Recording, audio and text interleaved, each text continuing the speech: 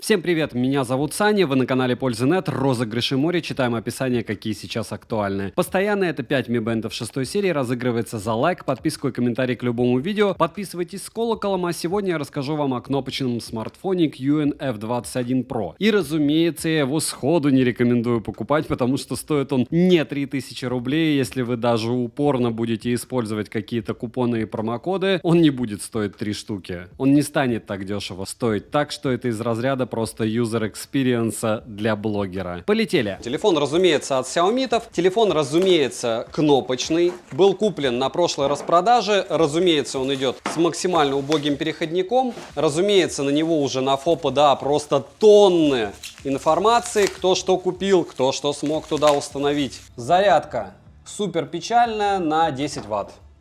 Ну, она не комплектная, потому что в комплекте, как мы видим, вряд ли что-то идет.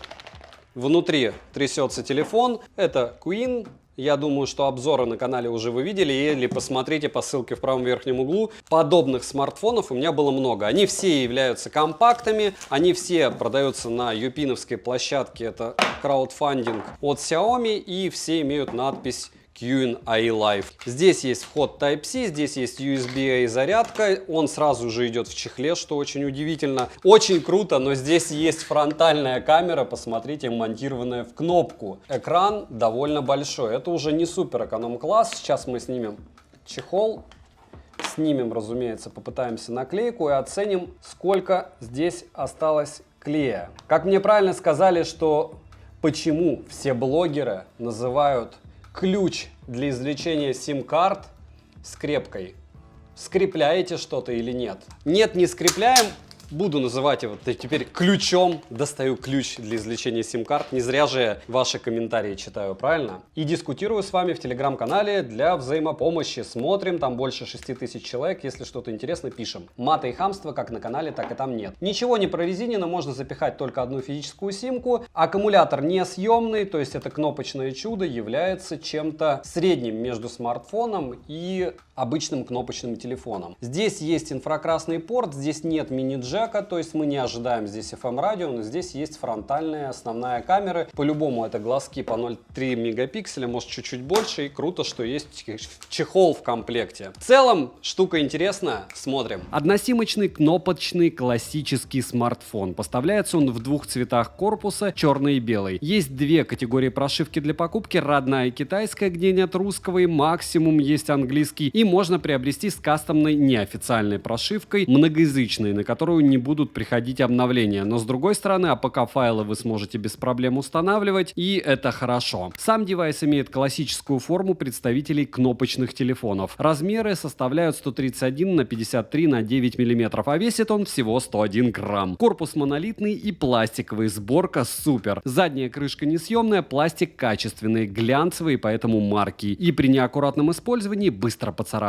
Из коробки есть защитная пленка на экране, что очень радует, особенно в комплекте с чехлом. В руке его держать, безусловно, очень удобно, особенно опираясь на его габариты и вес. На корпусе расположен разъем для зарядки USB Type-C, два микрофона, единственный разговорный динамик, который звучанием моно не блещет качеством. Я бы сказал, что он такая просто звонилка. Слот под одну наносим и капорт, датчик приближения, притом адекватный, и датчик освещенности. Вспышка, фронтальная основная камера и панель с основными кнопками. Защиты от влаги нет, и салазки не прорезинены, так что дождя он боится. Боковых кнопок регулировки громкости не сделали, а один из микрофонов предназначен для шумоподавления. Разъем под мини-джек тоже не завезли, возможно подключение гарнитуры через переходник USB Type-C. Но это то еще извращение, этот смарт под проводные уши покупать, а выделенного ЦАПа, разумеется, у него нет. Люфта у кнопок основной панели нет совершенно, сила нажатия умеренная и приятная. Стоковая раскладка клавиш с английскими буквами, но это не проблема, так как экранную клавиатуру можно назначить на любой язык, даже если у вас китайская версия устройства. А также кнопки можно назначить на быстрый функционал, как раз можно установить регулировку громкости, либо что-то подобное. Но опять же, это работает только в стоке. В приложениях оно у вас работать и не будет, хотя вряд ли кто-то будет в этом деле копаться. Единственные люди, которые заинтересованы в данном смартфоне как на постоянку и поизвращаться, это жители ФОПДА, потому что там ветки просто безумное количество обсуждения этого аппарата. Далее, с лицевой части смартфон оснащен дисплеем экраном на 2,8 дюйма, и он сенсорный. Тип IPS, разрешение 480 на 640 пикселей. Качество цветопередачи неплохое, проблем с читаемостью никаких нет, буквы и цифры вполне четкие. Плотность пикселей составляет 208 dpi или 160 ppi по Antutu, который я смог на него установить. И это была самая древняя версия данного приложения, так как более новые не пошли. Ну и то неплохо. А вот 160 ppi это плохо. Экранная клавиатура в наличии, но я думаю, всем и так ясно, что весьма миниатюрная, и набирать текст на ней будет поначалу квестом, а потом делом привычки, но снова не уверен, что вы приноровитесь, если у вас крупные пальцы. Также на борту есть автояркость. Работает она медленно и плавно, но работает притом адекватно. Частота обновления экрана равна 60 Гц, под разными углами тон картинки не изменяется. Ночной темы, к сожалению, нет, как автоповороты экрана, что неудивительно, физически нет здесь гироскопа. Максимальное время подсветки кнопок всего 10 секунд бездействия, а экрана 30 минут, то есть вы понимаете, что подсветка здесь для мебели. Экран достаточно чувствительный и поддерживает мультитач на 5 пальцев, и тут мы обязаны передать привет Samsung M12, обзор на который вы можете посмотреть по ссылке в правом верхнем углу. Он тоже мог только 5 пальцев, не 10. Разблокировать экран можно либо стандартной комбинацией основных клавиш, либо с вайпом, а также есть возможность установить пароли и графического ключа, но разблокировки по лицу или отпечатку пальцев нет, что неудивительно. Летим дальше. Процессор на борту древний и слабый MT6761 с техпроцессом 12 нанометров. С 4 ядрами его максимальная тактовая частота составляет всего 2 ГГц. Интерфейс на основе Android 11 без Google сервисов и с настройками под его небольшой экран. Приложение в телефоне по минимуму. Имеется собственный китайский маркет. Установки сторонних АПК производятся через танцы с бубном. Оперативная память LPDDR4X и доступна на выбор 3 или 4 гигабайта. Притом в каких-то программах написано, что это LPDDR3. Внутренняя память печальная, eMMC. И на выбор 32 или 64 гигабайта. И расширить ее SD-картой здесь нельзя. Имеется поддержка двухдиапазонного Wi-Fi. Кроме того, он поддерживает сети 4G. Сеть мобильную ловит хорошо, бенды 7 и 20 есть. Датчик приближения работает отлично. Запись разговоров прямо из коробки, это будет точно кому-то полезно. Вибро слабая и не настраиваемая. Bluetooth версии 5.0, не самый печальный. ТВС-наушники подключить, разумеется, можно. В целом работает телефон шустро, так как установлен здесь достаточно производительный для его небольших нагрузок процессор. Хотя он древний и медленный, для такой штуковины с таким разрешением экрана этого вполне достаточно. Можно установить сторонние магазины, об этом можно всем прочитать на FOPDA, там ничего сложного. Самое удивительное для меня открытие в нем было это удобная шторка, которую можно стянуть стандартным свайпом сверху вниз и попасть в быструю панель управления. Но вот уже на второй день, к сожалению, прилетело для меня расстройство в виде бесконечной китайской рекламы прямо на заблокированном дисплее. И как ее убрать, если честно, я пока не разобрался. На контакты можно установить фото и назначить индивидуальный рингтон. Емкость аккумулятора составляет 2120 мАч